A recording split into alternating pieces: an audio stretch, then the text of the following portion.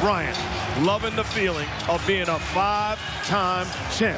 Juin 2010, Kobe Bryant et les Los Angeles Lakers sont sur le toit du monde de la planète basket. Pourtant, 3 ans plus tôt, Kobe ne voulait pas vraiment rester avec les Lakers. Alors qu'est-ce qui a bien pu se passer durant ces 3 années? C'est ce que je vais vous raconter.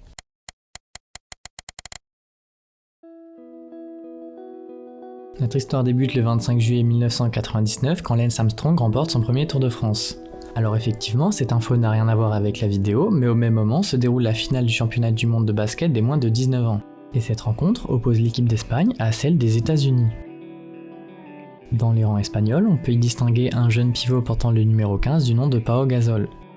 C'est lui qui vient de dunker là. Le match est serré, mais c'est finalement l'équipe d'Espagne qui s'impose et finit par être championne du monde des moins de 19 ans. Le jeune Gasol évolue avec l'un des meilleurs clubs d'Europe, Barcelone. La saison suivante, il va jouer ses premières minutes avec le groupe professionnel, mais le moment où il explose aux yeux du monde entier, c'est en 2001. Sur cette même année, il va être élu meilleur joueur des finales de la Ligue espagnole, son équipe fait le doublé en remportant la Coupe du Roi, et il termine dans le second 5 majeur de l'Euroleague qui va s'opposer les meilleures équipes du continent. Gasol est tout simplement en train de devenir le meilleur joueur espagnol de sa génération et commence à attirer l'œil des scouts NBA. Il faut dire que le garçon a pas mal de qualités qui pourraient intéresser des équipes en NBA. 2,15 m de longueur, des qualités athlétiques très correctes bien qu'avec un léger manque de force, un excellent jeu au poste bas et poste haut, sans oublier ce magnifique petit tir à mi-distance qu'il maîtrise à merveille. Enfin, en bon européen, Gasol a 2 clichés qui lui collent à la peau.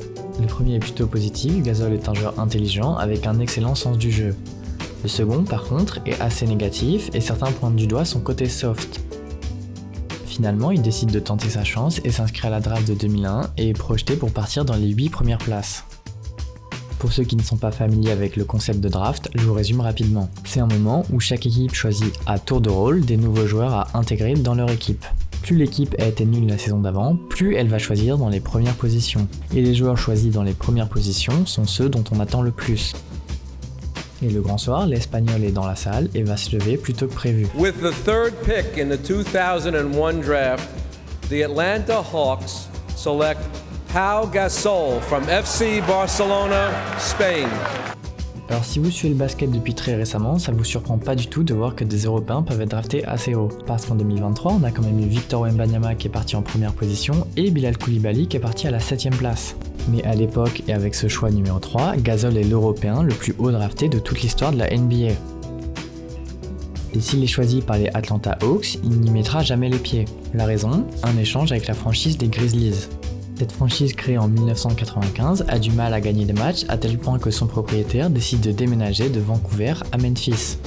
Et si on a tous quelque chose en nous de Tennessee, Pau Gasol, lui, va donc jouer avec les Memphis Grizzlies. Et dès sa saison rookie, il répond aux attentes que l'on a placées en lui. Profitant de la blessure du titulaire habituel, il est propulsé dans le 5 majeur dès le 3e match de la saison. Et son premier match de titulaire, c'est 27 points directement. Bon par contre c'est dans une défaite parce que les Grizzlies, ils ont encore du mal à gagner des matchs. Seulement 23 victoires sur 82 possibles, c'est pas joli. Mais heureusement pour lui, tout le monde voit qu'il est déjà le meilleur joueur de cette équipe et il domine les autres rookies de sa QV en étant leader statistique en points, en rebonds et en contre. Il termine sa première saison avec 17,6 points, 9 rebonds, 3 passes et 2 comptes de moyenne et de ce fait, il est logiquement élu rookie de l'année. Et si on ne doit retenir qu'une seule action de sa saison rookie, c'est ce petit move qui finit par un dunk sur la tête de Kevin Garnett, l'un des meilleurs ailiers forts de l'époque. Lors de la saison 2003-2004, Gasol mène les siens jusqu'au palier des 50 victoires et l'équipe se qualifie en play-off pour la première fois de son histoire. Mais la joie est de courte durée, il tombe au premier tour face aux champions en titre, les San Antonio Spurs qui ne sont pas là pour rigoler et la série bouclée 4-0. Malheureusement pour eux, ce schéma va se répéter pour les 2 années suivantes, une sortie au premier tour 4-0 face aux Phoenix Suns en 2005, puis 4-0 face aux Dallas Mavericks en 2006.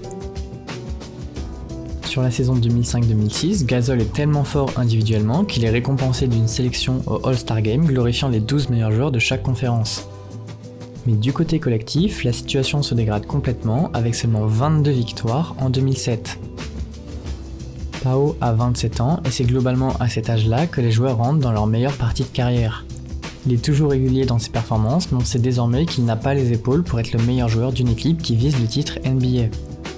En janvier 2008, les Grizzlies ont un maigre bilan de 13 victoires pour 33 défaites et de nouveaux jeunes joueurs comme Mike Conley ou Rudy Gay poussent derrière lui, annonçant un nouveau projet à Memphis. Il faut faire un choix et dans ce genre de situation, le mieux à faire est de repartir à zéro en échangeant le joueur contre d'autres jeunes talentueux et des futurs choix de draft.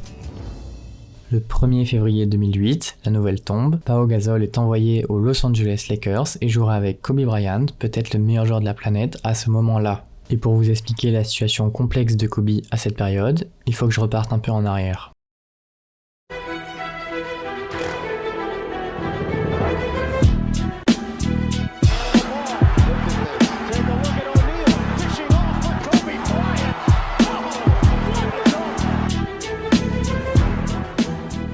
Au début des années 2000, alors que Gasol débute en NBA, les Los Angeles Lakers, eux, dominent la ligue.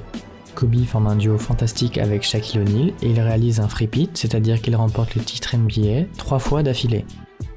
Et pour vous situer la taille de l'exploit, il n'y a que 2 autres équipes qui ont fait ça. Les Celtics de Bill Russell dans les années 60 et les Bulls de Michael Jordan dans les années 90. En plus, ils l'ont fait 2 fois, mais c'est pas une compétition. En tout cas, les Lakers gagnent en 2000, 2001 et 2002, et le Shaq est élu meilleur joueur des finales à chaque fois. Le duo est tout simplement iconique, sauf que Shaq et Kobe ne s'apprécient pas vraiment, le second reprochant au premier son éthique de travail. Et en 2004, après la défaite en finale NBA face à Détroit, le divorce entre Kobe et Shaq est à son paroxysme et les dirigeants doivent faire un choix. Shaq a 31 ans et commence à être beaucoup moins dominant qu'auparavant, tandis que Kobe a seulement 25 ans. Il mise alors logiquement sur le plus jeune des deux et Shaq s'en va à Miami dans un transfert en échange de Lamar Odom. Et hormis Lamar Odom et Kobe, donc, l'effectif des Lakers est loin de faire rêver. Non, parce que Chris Mihm, Smash Parker et Kwame Brown, si vous vous rappelez pas de ces joueurs-là pour leur niveau, c'est normal, je vous rassure. Et lors des 3 saisons suivantes, les Lakers ne se qualifient même pas en playoff ou perdent au premier tour, alors que le Shaq gagne un nouveau titre avec Miami en 2006. Mais attention, le niveau auquel Kobe joue est exceptionnel. En témoigne son mois de janvier de 2006, ponctué par ce fameux match où il marque 81 points. Oui, j'ai bien dit 81, c'est pas une erreur, et c'est d'autant plus impressionnant qu'à l'époque, les équipes NBA ne marquent pas autant de points que maintenant. Nothing that needs to be said about this game. Ladies and gentlemen, you have witnessed the second greatest scoring performance in NBA history. Kobe Bryant, 28 for 46 from the field. This would be 18 for 20 from the line and an 81-point game. Mais il est de plus en plus frustré du niveau de ses coéquipiers et on commence à remettre en question son leadership et sa capacité à gagner le titre en étant le leader de l'équipe et certains narrent qu'il ne gagnera jamais sans le Shaq. Et c'est à ce moment de la vidéo que je dois introduire le terme de legacy. La legacy peut être traduit littéralement par héritage en français. Dans la sphère du basket, on peut définir ce mot comme étant l'impact, la marque, la trace que laisse un joueur à la fin de sa carrière. Et si la carrière de Kobe s'arrête là et continue avec ses déceptions, sa legacy sera la suivante. Un joueur qui a gagné 3 titres sans jamais être le numéro 1 de son équipe, un joueur fantastique, hors norme, mais un coéquipier tyrannique, incapable de fédérer un groupe autour de lui. Et pour quelqu'un qui veut dépasser la légende qui est Michael Jordan, le côté tyrannique c'est bien, mais le plus important, c'est gagner. Kobe a 28 ans, joue à un niveau exceptionnel, veut montrer au monde qu'il n'a pas besoin de Shaquille O'Neal pour gagner un titre, mais peut-être que pour cela, il doit quitter la franchise californienne. En mai 2007, sous la frustration, il annonce publiquement à la radio vouloir quitter les Lakers. Are you saying right here on this show that you want to be traded? Yeah, I would like to be traded, yeah. Is there anything that the Los Angeles Lakers could do to make you change your mind and decide that you do not want to be traded? No. Nothing. No. Il faut bien comprendre que cette annonce a l'effet d'une bombe dans la sphère NBA. Un des tout meilleurs joueurs de la ligue qui annonce ouvertement vouloir partir, ça arrive pas tous les jours. Et même s'il est soi-disant prêt à jouer n'importe où, il a un droit de veto sur son transfert et les Lakers doivent lui demander son avis sur les potentielles destinations. Et il y a 2 destinations privilégiées. La première c'est Détroit et c'est Joe Dumars, le general manager des Pistons de l'époque, qui en parle dans une interview pour Sports Illustrated en 2022. Pour vous résumer, les dirigeants des Pistons et des Lakers sont d'accord, mais il reste l'avis de Kobe. Il va avoir du temps pour prendre cette décision, mais Jerry Buss, le propriétaire des Lakers, veut une réponse sous 24 heures. Kobe décline alors l'idée pour ne pas se presser dans ses choix. La deuxième destination privilégiée, c'est Chicago, l'ancienne équipe de Michael Jordan bien sûr. Mais finalement, il n'en est rien, Kobe reste un Lakers pour la saison 2007-2008. Et malgré ce contexte tendu, les Lakers réalisent un excellent début de saison et sont à 28 victoires pour 16 défaites à la fin du mois de janvier 2008. Malheureusement, le jeune pivot titulaire Andrew Bynum qui émerge bien cette saison se blesse au genou et doit louper l'intégralité du reste de la saison. Durant ce temps-là, les dirigeants des Lakers ont bien saisi le coup de pression de leur superstar et même si l'équipe marche bien, il faut encore l'améliorer si Kobe veut réellement jouer le titre. Et le 1er février 2008, ils réussissent à aller chercher le meilleur joueur d'une équipe médiocre, Pau Gasol. As the Lakers acquired talented big man Pau Gasol from the Grizzlies. Now in return, they sent a first-round pick in 2008, a first-round pick in 2010, Kobe Brown, and young point guard Javaris Crittenton. La boucle est bouclée et pour faire un bilan, les Los Angeles Lakers reçoivent Pau Gasol qui a le niveau All-Star ainsi qu'un second tour de draft. En échange, les Memphis Grizzlies reçoivent Kwame Brown, Javaris Crittenton, les droits de Marc Gasol, le petit frère de Pau, ainsi que 2 premiers tours de draft. Et à l'époque, ce transfert est pas vraiment considéré comme équilibré, voire certains parlent d'un vol des Lakers. Alors pourquoi c'est pas équilibré ? Eh bien tout à l'heure je vous disais que le mieux c'est de récupérer des jeunes talentueux et des tours de draft, et c'est pas vraiment ce qu'était Kwame Brown avec 7 points de moyenne en carrière. Pour Javaris Crittenton, la carrière de basketteur est pas si mal, avec 15 points de moyenne, mais il est malheureusement plus connu pour avoir été condamné à 23 ans de prison en 2013 que pour avoir joué au basket. Et enfin, Marc Gasol est un 48e choix de draft qui à l'époque n'était pas prévu pour jouer au niveau auquel il jouera plus tard. On peut alors questionner le choix des Grizzlies d'accepter cet échange, mais les Lakers s'en fichent et récupèrent un joueur de calibre star qui vient compléter leur effectif. Le premier match officiel de Gasol avec les Lakers est face aux Nets, et comme un symbole, Kobe ne marque que 6 points alors que les Lakers s'imposent de 15 unités, la superstar se laissant porter par la force du collectif. Thanks Marv. Kobe, how nice a feeling is it to know that you can score 6 points and still have a victory come out? You have no idea. You know, just make the game so much easier. You know, we had some weapons before, now we just added a huge one to the team, and we get Big Bynum back. It's you know, there's a God. There is a God. Can you elaborate what Pau does for you guys as far as before Bynum gets back? Oh, he's so versatile. You know, he can shoot the outside shot. He has great hands, great passing ability, great post moves. Et après ce transfert, l'équipe californienne enchaîne et gagne 29 de leurs 38 derniers matchs, les propulsant à la première place de la conférence Ouest. Cela permet à Kobe de gagner son unique titre de MVP de la saison régulière avec un joli 28,3 points, 6,3 rebonds et 5,4 passes. L'intelligence de Gasol lui permet de s'intégrer très facilement dans le jeu des Lakers, il fait ce qu'il sait faire et devient directement sans contestation possible le deuxième joueur offensif de cette équipe. Il vient compléter un effectif expérimenté avec Lamar Odom qui est toujours là, Derek Fisher le meneur titulaire ainsi que Luke Walton en sortie de banc. L'équipe arrive alors en playoff avec le statut de favori et l'assume clairement. Il passe les Nuggets, le Jazz et les Spurs en ne perdant que 3 matchs sur ses 3 premiers tours. Ils sont donc champions de la conférence Ouest, atteignent les finales NBA et ils affronteront la franchise rivale de toujours.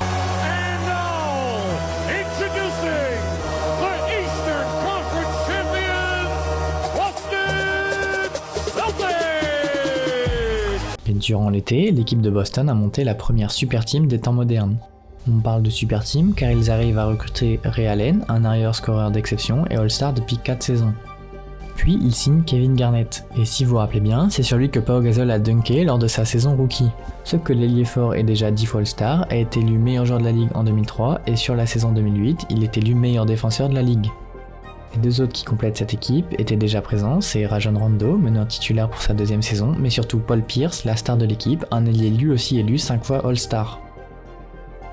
Alors 3 joueurs plusieurs fois All-Star dans une même équipe, ça ne vous est peut-être pas étranger, mais à l'époque c'est plus rare. Et cette saison, Boston assume son rang de favori en gagnant 66 matchs et en allant jusqu'en finale NBA.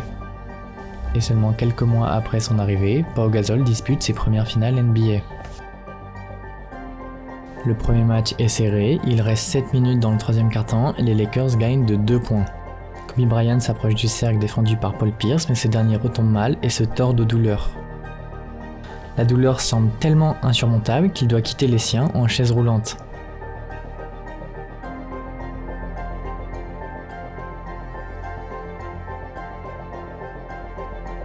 Mais finalement, il revient sur le parquet assez rapidement et les supporters des Celtics sont en feu.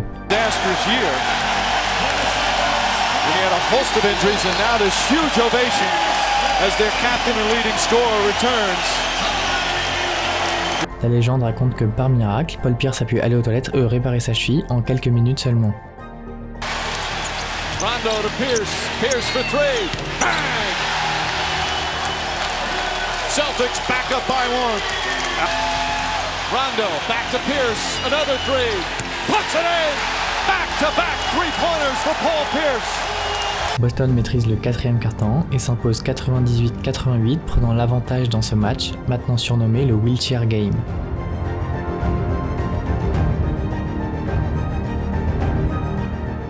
Après l'entame du match 2, les deux équipes sont au coude à coude.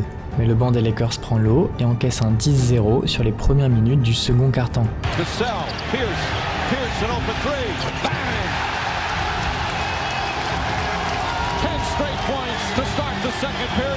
À 12 minutes de la fin du match, les Celtics gagnent de 22 points.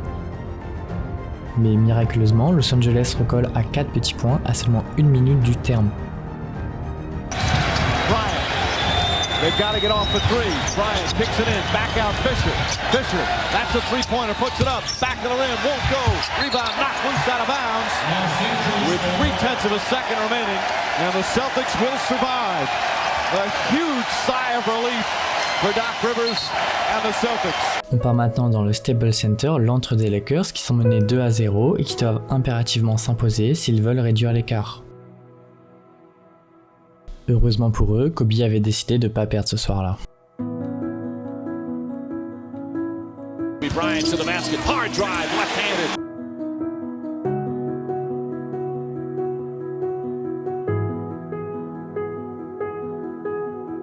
Bryant, open three-pointer. It's good. Kobe Bryant, 34 points.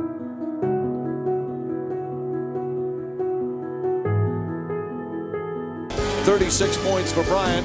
More importantly, an 87-81 win. On arrive donc au match 4. Tout se passe bien pour les Lakers qui mènent de 24 points à 6 minutes de la mi-temps. Et au retour des vestiaires, l'équipe explose complètement, encaissant 57 points et n'en marquant que 33. Back in Boston in game 2. Backs in, jump shot, banks it in. And the Celtics have come back from 24 down to tie the game. Garnett, hop step in the paint. And gets the bounce. They're up by 5, 88-83. Les Celtics s'imposent alors de 6 points, portant le score à 3-1. The Celtics turn in one of the great comebacks in NBA playoff history. Down 24 in the second quarter, down 20 in the third. They come back and win game 4. Sauf qu'en 2008, aucune équipe n'a réussi à remonter un tel retard durant une finale NBA. Les Lakers n'y échappent pas et malgré une victoire au match 5, ils perdent 39 points au TD Garden à Boston pour finalement s'incliner 4-2 dans cette série de finale NBA.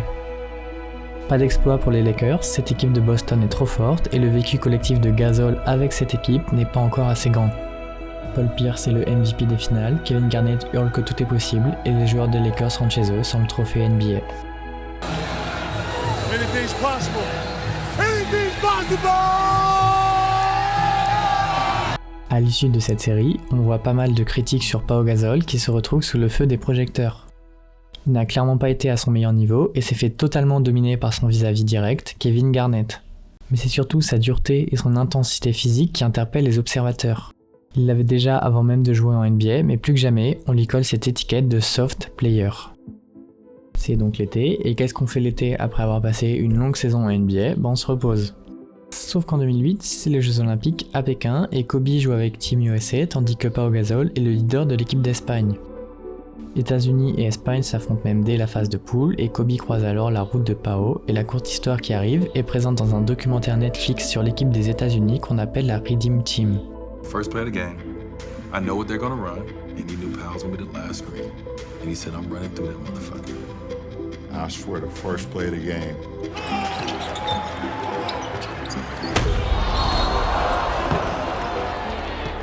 We was like, holy shit. Évidemment, cette action est un message pour ses collègues américains, mais c'est surtout un message pour Pau Gasol, il va falloir qu'il joue plus dur. Et si vous voulez savoir l'issue des Jeux Olympiques, les États-Unis roulent sur la compétition et vont jusqu'en finale. Pour la médaille d'or, ils affrontent l'Espagne, encore une fois. Et même si ce match est l'un des plus beaux matchs FIBA de toute l'histoire, les États-Unis restent les États-Unis et ils remportent la médaille d'or. Et de retour de cet été bien chargé, l'équipe des Lakers a le temps de se préparer pour la longue saison NBA. Au cours de la saison régulière, Los Angeles déroule avec 65 victoires et une première place de la conférence Ouest. Logiquement, Pau Gasol fait sa deuxième sélection au All-Star Game avec 19 points, 10 rebonds et 4 passes de moyenne. Il est également présent dans la All-NBA Third Team récompensant les 15 meilleurs joueurs de la saison. C'est donc tout logiquement qu'ils arrivent en confiance pour les playoffs et se défont du Utah Jazz 4-1. Par contre, au second tour, ils ont plus de mal. Ils affrontent les Houston Rockets sans leur star Yao Ming, et ils ont un plan de jeu bien précis, à l'image de Ron Artest, c'est défier physiquement les Los Angeles Lakers. On peut dire que ça a bien marché vu que la série va jusqu'en match 7, même si les Lakers finissent par gagner. Enfin, ils se défont des Denver Nuggets 4-2 dans le sillage d'un Kobe Bryant qui est étincelant. Et de retour en finale NBA, les Lakers aimeraient bien prendre leur revanche face aux Celtics. Mais ce n'est pas le cas. Pourquoi ? Eh bien car ils se sont fait éliminer par un monstre, Dwight Howard et le Orlando Magic. Certainement vous l'avez oublié, mais à la fin des années 2000, Dwight Howard est le franchise player d'une équipe qui vise le titre. Orlando a fini 3ème de la conférence Est avant de sortir 2 des grands favoris, les Celtics donc, et les Cavaliers d'un certain LeBron James. Le style d'Orlando est très novateur, c'est un jeu en fer à cheval avec Dwight Howard dans la raquette et 4 joueurs qui peuvent tirer à 3 points autour de lui. Quand les finales débutent, les Lakers sont favoris et on va vite le voir. Bryant gets it right back. Falling away, tough shot, puts it in. Oh, what a shot from Kobe Bryant.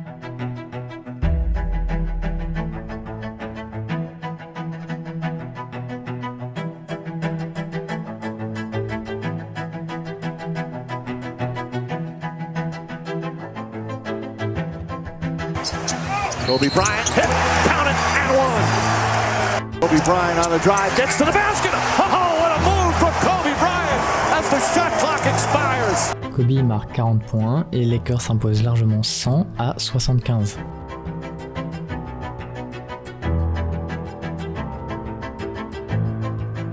Le match 2, lui, est beaucoup plus accroché.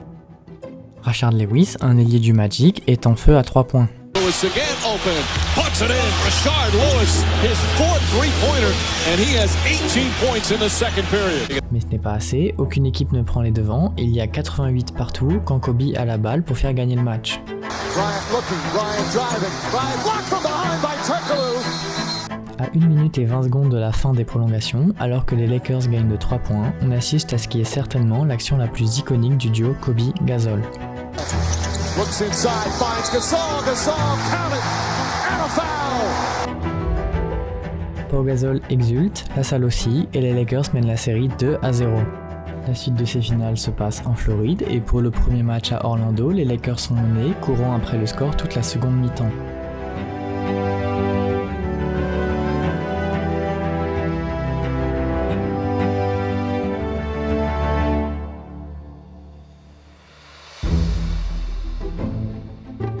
La fin de match est encore une fois tendue, mais cette fois, ça bascule du côté du Magic qui se bat sur absolument tous les ballons.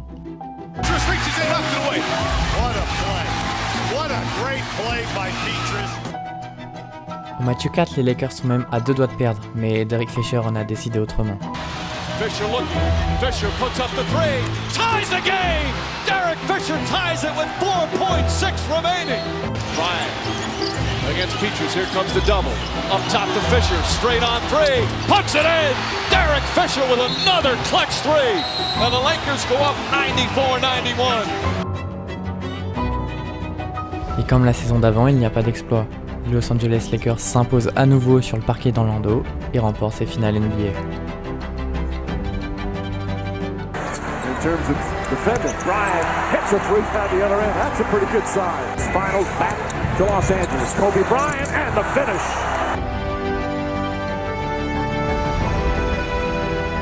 Wow! And speak of making plays, Bryant banks it in, off balance, falling down.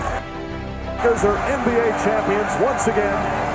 LA wins the 2009 NBA title. Kobe est au-dessus de tout le monde et remporte le trophée de MVP des finales sans débat possible.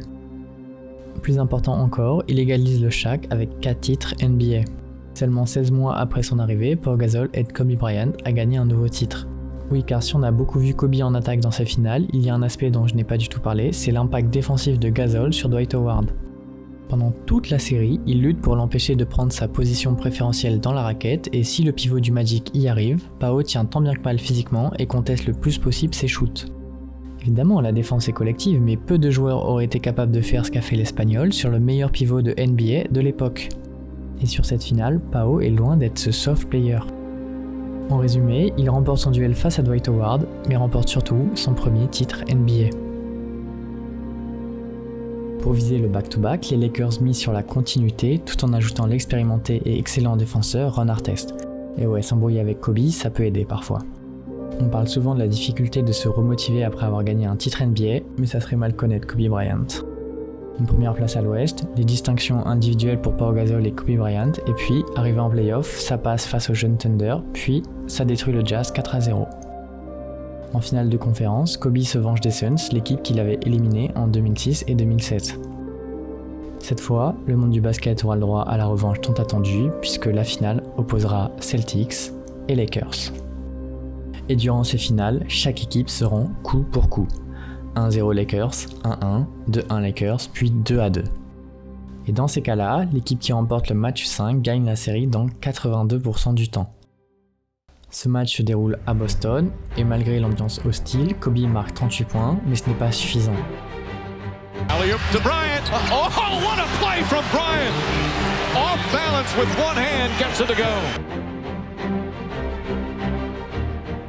That's it.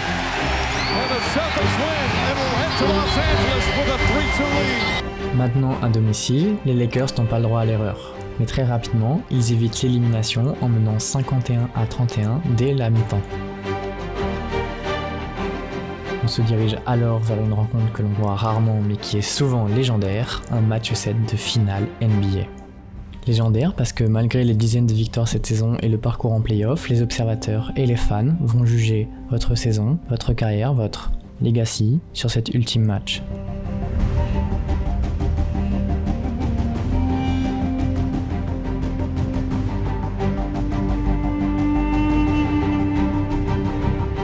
Et si très peu de points sont marqués ce soir-là, c'est une véritable guerre de tranchées qui a lieu sous les cercles.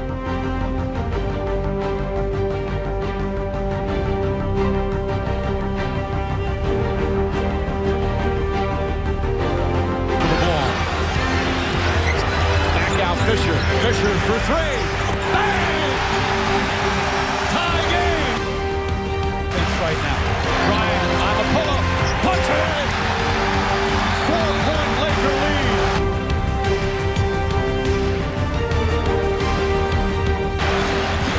Maxine spins. Fake.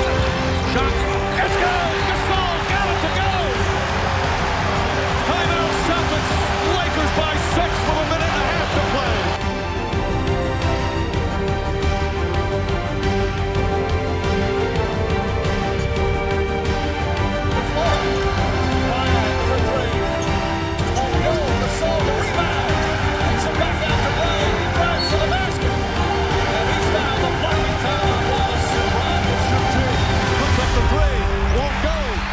Gasol kicks it out to Odom. Odom throws it ahead. The Lakers repeat back-to-back titles. The LA Lakers, the 2010 NBA champions. Pau Gasol est largement le meilleur joueur de ce match 7. Il marque 19 points, capte 18 rebonds dont 9 offensifs, mais il est surtout à l'origine des actions les plus décisives dans ce match ô combien important. Si on en doutait encore, l'étiquette de joueur soft lui est complètement arrachée après cette performance. Certains défendent même l'idée qu'il aurait pu être MVP des finales, mais c'est finalement Kobe Bryant qui remporte ce trophée. Kobe dépasse enfin le Shaq avec 5 titres remportés, il n'est plus qu'à un titre d'égaler Michael Jordan. Et la belle histoire aurait pu continuer, mais les Lakers de Kobe ne gagneront plus. Un sweep en 2011 face aux Mavericks, futurs champions en titre, puis une sortie face aux Thunder venus prendre leur revanche. Durant l'intersaison et avant la saison 2012-2013, les dirigeants décident de recruter Dwight Howard, mais l'alchimie qu'il a avec Kobe est négative. En avril 2013, l'arrière subit une rupture du tendon d'Achille et son équipe se fait sweeper. Finalement en 2014, Pau Gasol est libre de signer où il veut, il rejoint la franchise de Chicago et c'est définitivement la fin de ce formidable duo aux Lakers. Rapidement, un débat s'installe sur faut-il retirer le maillot de Pau Gasol chez les Lakers et Kobe, lui, a son petit avis. There's no debate. I mean, Powell, when he retires, he will have his number in the rafters next to mine. The reality is I don't win those championships without Powell. The city of LA doesn't have those 2 championships without Pau Gasol. We know that, everybody knows that. And I really look forward to the day where he's there giving his speech at center court in front of all the fans who have supported him over the years. So it's going to be an awesome night. Et si finalement l'Espagnol a bien son maillot retiré le 7 mars 2023, Kobe, lui, ne sera pas présent. Mais pour l'éternité, les mythiques numéros 24 et 16 des Lakers resteront ensemble. Alors évidemment que Kobe Bryant est le meilleur joueur de cette équipe qui réalise l'exploit de faire un back-to-back. Et quand on parle de sa legacy, on pense à cet instinct tueur, cette mentalité de travailleur acharné que l'on surnomme la Mamba Mentality. Mais ce terme, parfois un peu trop galvaudé, n'aurait pas autant d'ampleur si Kobe Bryant, grâce à l'aide de Pau Gasol, n'avait pas 2 titres NBA en plus. Et c'est bien dans ce sens que Pau Gasol a sauvé la legacy de Kobe Bryant. Et on peut se demander si la légende de Kobe serait celle qu'elle est aujourd'hui s'il n'avait jamais croisé la route de Pau Gasol. I guess we'll never know.